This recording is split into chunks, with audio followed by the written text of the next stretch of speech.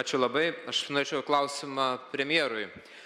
Gerbiamas premjerė, paprastas klausimas, kiek Lietuvai reikės elektros 2050 metais pasigaminti? Ar tiek, kiek jūs maždaug prognozuojat, kad steigdamas prieš keletą savaičių, kad 2 vėjų parkų Lietuvoje nereikia, nes pagal suplanuotus pajėgumus savo tikslus pasieksim jau 28 metais ir gal net viršysim. Bet energetikos nacionalinė strategija įvardina, kad 50 metais reikės 6 kartus daugiau, negu pasigaminame šiuo metu. Nuo 12 teravatvalandžių dabar iki 74 teravatvalandžių minėtų laikotarpių. Tai kokie jūsų skaičiavimai būtų dėl tos reikiamos elektros? Ir antras klausimas būtų dėl vakar vyriausybėje priimto sprendimo, kad skelbiant vis dėlto antrojo vėjo parko konkursą, privalomumas atsirastų gražinti bent 2 dalyvius aukciono. Ir kas bus tuo atveju, jeigu susiklostys tie scenarijai, kurie klostėsi praėjusioje vyriausybėje, kai neatsirasdavo antras dalyvis? Ir ar jūs prisimsite politinę atsakomybę, jeigu neatsiras ir šitas strateginis projektas bus užžlugdytas?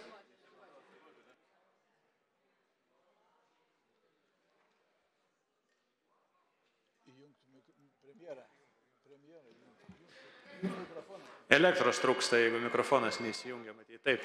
Ačiū gerbiamas kolega už klausimą.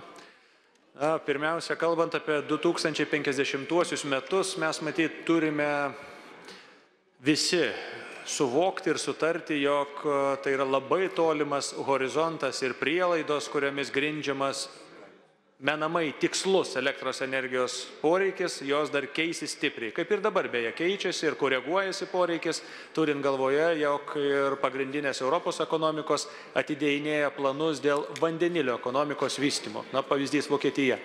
Todėl ir mūsų elektros energijos generacijos poreikis arba to generuojamo elektros energijos pertekliaus vertimas į kitas energijos rūšis, kas irgi yra sudėtinė mūsų energetikos strategijos dalis, taip pat turi būti koreguojami.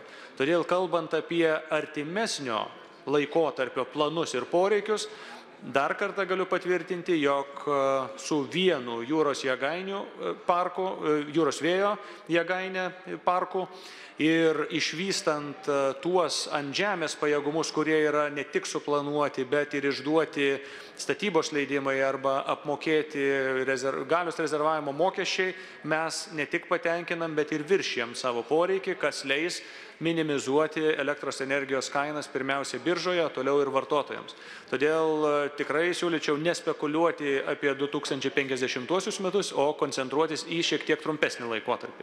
Na, o kalbant apie sąlygas konkurencijai, iš tikrųjų, kai mes turime vėlgi labai aiškiai suprasti, jog jūros vėjas yra brangesnė elektros energijos kilovatvalandę generuojantis sprendimas, nei tai daroma ant žemės. Vadinasi, kažkas turės už tai mokėti.